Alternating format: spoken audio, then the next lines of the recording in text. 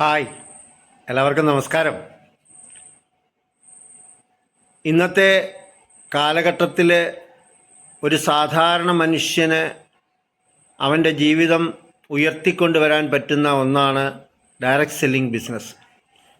ആ direct selling ബിസിനസ്സിൽ ഏറ്റവും ടോപ്പായിട്ടുള്ള കമ്പനിയിലാണ് നമ്മളൊക്കെ എത്തിപ്പെട്ടിട്ടുള്ളത്. അതുതന്നെ ഒരു മഹാഭാഗ്യമായിട്ടാണ് ഞാൻ കരുതുന്നത്. ഒരു ഡയറക്റ്റ് സെല്ലിംഗ് ബിസിനസ്സിൽ അല്ലെങ്കിൽ RCM എന്ന നന്മയിൽ നന്മക്ക് വിജയിക്കണമെങ്കിൽ എന്ത് ചെയ്യണം, അല്ലെങ്കിൽ എങ്ങനെ ആയിരിക്കണം നമ്മൾ എന്നതിനെക്കുറിച്ചാണ് ഞാൻ ഇന്ന് നിങ്ങളോട് പ്രതിപാദിക്കുന്നത്. വിജയിക്കാൻ ആഗ്രഹിക്കുന്ന ഓരോ വ്യക്തിയും ആദ്യം ഒരു ഉറച്ച തീരുമാനമെടുക്കുക എന്നുള്ളതാണ് ഏറ്റവും വലിയ ഇമ്പോർട്ടൻ്റ് ആയ കാര്യം. അപ്പോൾ ഈ തീരുമാനം വളരെ ഉറച്ചതായിരിക്കണം. ഇപ്പോൾ ഉദാഹരണം പറഞ്ഞു കഴിഞ്ഞാൽ, ഒരു വ്യക്തി ഡോക്ടറിന് പഠിക്കാൻ ഇറങ്ങുന്നു, അവൻ്റെ തീരുമാനം ഉറച്ചതാണ്. എൻജിനീയർ ആകാൻ ആഗ്രഹിക്കുന്നു, ആ തീരുമാനം വളരെ ഉറച്ചതാണ്. അതുപോലെ തന്നെ ഒരു നേഴ്സ് ആകാനായിട്ട് തീരുമാനം എടുക്കുന്നു, അതും ഉറച്ച തീരുമാനമാണ്. അല്ലെങ്കിൽ നമ്മളൊരു വീട് വെക്കാനായിട്ട് തീരുമാനം എടുക്കുന്നു, 100% നമ്മളത് വെച്ചിരിക്കും. അങ്ങനെ ഒരു ഉറച്ച തീരുമാനം എടുക്കാൻ നമ്മൾക്ക് കഴിയണം എന്നുള്ളതാണ് ആദ്യത്തെ തന്നെ ഏറ്റവും ഇമ്പോർട്ടൻ്റ് ആയ ഒരു കാര്യം. ഇനി നമ്മൾ ഉറച്ച തീരുമാനമൊക്കെ എടുത്തു.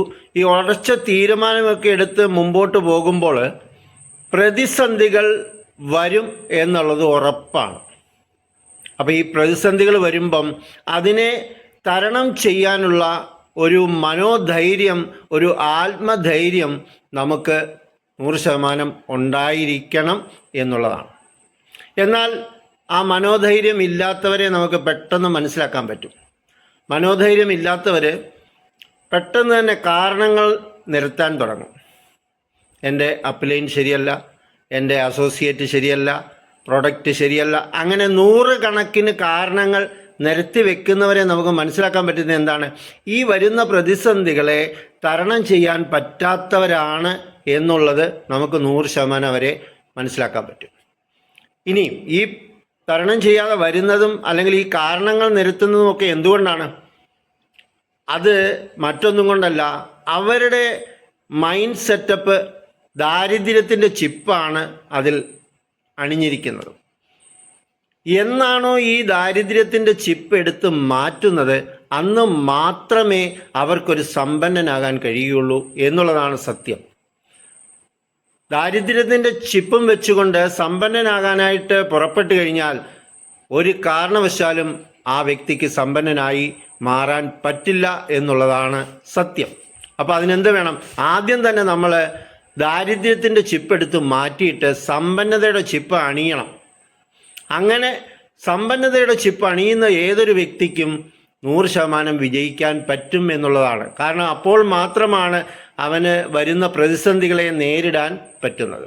അങ്ങനെ പ്രതിസന്ധികളെ നേരിട്ട് കഴിഞ്ഞാൽ തീർച്ചയായിട്ടും അവന് വിജയിക്കാൻ പറ്റും. ഇനി ഇത് ഒരു മനുഷ്യൻ്റെ അവസ്ഥയെക്കുറിച്ചാണ് ഞാൻ പറഞ്ഞത്. ഇനി നമുക്ക് വിജയിക്കണമെന്നുണ്ടെങ്കിൽ ആദ്യം എന്ത് ചെയ്യണം? നമ്മൾ ആദ്യം ചെയ്യേണ്ടത് നമ്മളൊരു മെൻറ്ററെ കണ്ടെത്തുക എന്നുള്ളതാണ്. നമുക്ക് കറക്റ്റായിട്ടുള്ള വഴി പറഞ്ഞു മനസ്സിലാക്കി നമ്മളെ ആ അച്ചീവ്മെൻ്റ് നേടിത്തരാനായിട്ട് നമുക്കൊരു മെൻറ്റർ വേണം. ആ മെൻറ്ററുമായിട്ട് നമുക്കിരുന്ന് കാര്യങ്ങൾ ചർച്ച ചെയ്ത് തീരുമാനിച്ചുകൊണ്ട് മുൻപോട്ട് പോകണം. മെൻറ്ററെ എടുത്താൽ മാത്രം പോരാ, അദ്ദേഹത്തിൽ 100% വിശ്വാസവും വേണം. കാരണം അദ്ദേഹം എന്തു പറയുന്നു അത് അതേപോലെ ചെയ്യാനുള്ള ഒരു മനസ്ഥിതി നമുക്കുണ്ടെങ്കിൽ മാത്രമേ അത് മുന്നോട്ട് പോവുകയുള്ളൂ. അതിന് ആ മെൻറ്ററിൽ നമുക്ക് 100% വിശ്വാസം വേണം. ഞാൻ RCMൽ വന്ന് ഏതാണ്ട് 1, 2, 3 മാസം കഴിഞ്ഞപ്പോൾ തന്നെ ഞാൻ എൻ്റെ മെൻറ്ററെ തിരഞ്ഞെടുത്തു. അത് മറ്റാരുമല്ല, സ്റ്റാർ എംപ്ലോയ്ഡ് ശ്രീജി സാറാണ് എൻ്റെ മെൻറ്റർ. അദ്ദേഹം ഇന്നേ വരെ എന്ത് പറഞ്ഞിട്ടുണ്ടോ ഞാൻ നോ പറഞ്ഞിട്ടേയില്ല. എന്തൊക്കെ പറഞ്ഞിട്ടുണ്ടോ അതൊക്കെ ഞാൻ കറക്റ്റായിട്ട് ചെയ്ത് മുന്നോട്ട് പോവുകയാണ്. എനിക്കറിയാം 100% അദ്ദേഹം എന്നെ എൻ്റെ ലക്ഷ്യത്തിൽ കൊണ്ടെത്തിക്കും എന്നുള്ള 100% ഉറപ്പ് എനിക്കുണ്ട്. അതിനകത്ത് 1.001% പോലും എനിക്ക് അവിശ്വാസമില്ല. അപ്പം അതുകൊണ്ട് നമ്മളൊരു മെൻറ്ററെ തിരഞ്ഞെടുത്തുകൊണ്ട് അദ്ദേഹവുമായിരുന്ന് പ്ലാനിങ് ചെയ്തുകൊണ്ട് നമുക്ക് മുമ്പോട്ട് പോയി കഴിഞ്ഞാൽ 100% നമുക്ക് വിജയിക്കാൻ പറ്റും. അപ്പം ഇപ്പം നമുക്ക് വിജയിക്കാനായിട്ട് എന്താണ് ചെയ്യേണ്ടതെന്ന് ചോദിച്ചു കഴിഞ്ഞാൽ, ആദ്യം തന്നെ മെൻറ്റർ പറയുന്ന കാര്യങ്ങൾ എന്താണ്? നിങ്ങളൊരു ലിസ്റ്റ് ഉണ്ടാക്കണം. ആ ലിസ്റ്റിലൂടെ നമ്മൾ മറ്റുള്ളവരെ പോയി കാണാൻ ശ്രമിക്കണം, പ്ലാൻ പ്രസൻറ്റ് ചെയ്യണം, പ്രൊഡക്റ്റ് അവർക്ക് പറഞ്ഞ് പരിചയപ്പെടുത്തി കൊടുക്കണം. അതിലൂടെ ഒരു 10 ജോയിനിങ് എടുത്താൽ ഇപ്പോൾ നമുക്ക് അവസരം എന്താണ്, ഒരു ഗോൾഡൻ പ്രപ്പോസർ അവാർഡ് നമുക്ക് വാങ്ങിക്കാൻ പറ്റും. പ്രിയപ്പെട്ടവരെ, ഈ ഗോൾഡൻ പ്രപ്പോസർ അവാർഡ് നമ്മുടെ വിജയത്തിൻ്റെ അടിത്തറയാണെന്ന് വേണം എനിക്ക് നിങ്ങളോട് പറയാനുള്ളത്. കാരണം നമ്മളൊരു വീട് വെക്കാനാണെങ്കിൽ അതിൻ്റെ എത്ര നില പണിയണമെന്നുള്ളത് നമ്മൾ ആദ്യം തന്നെ പ്ലാൻ ചെയ്യും. അപ്പോൾ അങ്ങനെ പ്ലാൻ ചെയ്യുന്ന ഒരു വ്യക്തി ഫൗണ്ടേഷൻ വളരെ നല്ല രീതിയിൽ പണിയും. അവിടെ വെറും മൺകട്ട കൊണ്ടിടില്ല, അവിടെ വെറും ചീക്കക്കല്ല് കൊണ്ടില്ല, നല്ല വലിയ പാറകളോ അല്ലെങ്കിൽ അത് കമ്പിയിട്ട് വാർത്ത് ഡെവലപ്പ് ചെയ്യുകയോ ആ ഫൗണ്ടേഷൻ കൊണ്ട് ചെയ്യും, ഇല്ലേ? എങ്കിൽ മാത്രമേ നമുക്ക് അതിൻ്റെ എത്ര നിലകൾ പണിയണം, അല്ലെങ്കിൽ ആ 3, 4, 5 നിലകൾ നമുക്ക് അവിടെ പണിയാൻ പറ്റൂ എന്ന് പറഞ്ഞതുപോലെ ഗോൾഡൻ പ്രപ്പോസർ അവാർഡിൻ്റെ മെയിൻ എന്ന് പറയുന്നത് നമ്മുടെ ആ വിജയത്തിൻ്റെ അടിത്തറയാണ്. അതുകൊണ്ട് തന്നെ നമ്മൾ സെലക്റ്റഡ് ആയിട്ടുള്ള ആൾക്കാരെ നമുക്ക് ഒരു 10 പേരെ നമുക്ക് ജോയിൻ ചെയ്യിപ്പിക്കാൻ കഴിയണം. അങ്ങനെ ജോയിൻ ചെയ്യിപ്പിച്ച് കഴിഞ്ഞാൽ ഈ പ്രോസസ്സ് അവിടെ കൊണ്ട് തീരുന്നില്ല. ഓരോ മാസവും നമ്മൾ ഇതിനു വേണ്ടി കറക്റ്റായിട്ടുള്ള വർക്ക് ഒരു 6 മാസം ചെയ്തു കഴിഞ്ഞാൽ നമ്മുടെ വിജയത്തിൻ്റെ ആദ്യ ലെവൽ എന്ന് പറഞ്ഞു കഴിഞ്ഞാൽ വലിയൊരു മാറ്റം, വലിയൊരു ചേഞ്ചസ് അവിടെ ഉണ്ടാകുകയാണ്. അത് മറ്റൊന്നുമല്ല, കുറഞ്ഞതൊരു റോയൽറ്റി അച്ചീവർ അല്ലെങ്കിൽ ഒരു ടെക്നിക്കൽ അച്ചീവറായി മാറാൻ നമുക്ക് കഴിയും എന്നുള്ളതാണ്.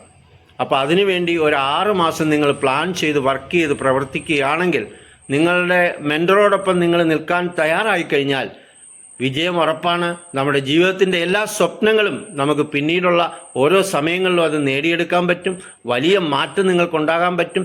ഇതുവരെ 1, 2, 3 വർഷം ആയിക്കോട്ടെ നിങ്ങൾ പ്രവർത്തിച്ചത്, അതിൽ നിന്ന് വലിയ മാറ്റങ്ങളൊന്നും ഉണ്ടായില്ലെങ്കിൽ കൂടി ഇനിയുള്ള ഒരു 6 മാസം നമ്മൾ ഈ മെൻറ്റർ പറയുന്ന പോലെ പറഞ്ഞ് അത് കേട്ട് മനസ്സിലാക്കി പ്രവർത്തിക്കാൻ തയ്യാറായി കഴിഞ്ഞാൽ നമ്മുടെ ജീവിതത്തിൽ വലിയൊരു നേട്ടം ഉണ്ടാക്കാൻ പറ്റും. അതിന് നിങ്ങൾക്ക് ഓരോരുത്തർക്കും കഴിയട്ടെ എന്ന് ആശംസിക്കുന്നു. Wish you all the best. ജയ് RCM, ഗുഡ് RCM.